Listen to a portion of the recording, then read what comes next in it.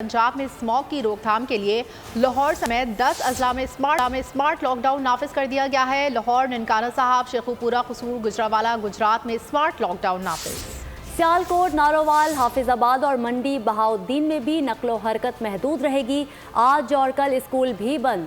بازار اور مارکیٹس 3 بجے کھلیں گے۔ ہفتے کو جم، سینما، تھیٹر، فیکٹریاں، ریسٹورانٹس بھی بند رکھے جائیں گے۔ اتوار کو کاروبار مکمل بند رہے گا۔ وزیر اعلیٰ پنجاب کہتے ہیں 29 نومبر کو لاہور میں مصنوعی بارش کروانے کی کوشش کریں گے۔ پنجاب میں اسموگ کی روک تھام کے لیے لاہور سمیت 10 اضلاع میں اسمارٹ لاک ڈاؤن نافذ۔ لاہور، ننکانہ صاحب، شیخوپورہ، قصور، گجرانوالہ گجرات میں smart lockdown. Sialkot, Narowal, Hafizabad اور منڈی بہاؤالدین میں بھی نقل و حرکت محدود رہے گی۔ آج اور کل اسکول بھی بند۔ بازار اور مارکیٹس 3 بجے کھلیں گے۔ ہفتے کو جم، سینما، تھیٹر، فیکٹریاں، ریسٹورانٹس بند رکھے جائیں گے۔ اتوار کو کاروبار مکمل طور پر بند رہے گا۔ وزیر اعلیٰ پنجاب کا کہنا ہے کہ 29 نومبر کو لاہور میں مصنوعی بارش کروانے کی کوشش بھی کریں گے۔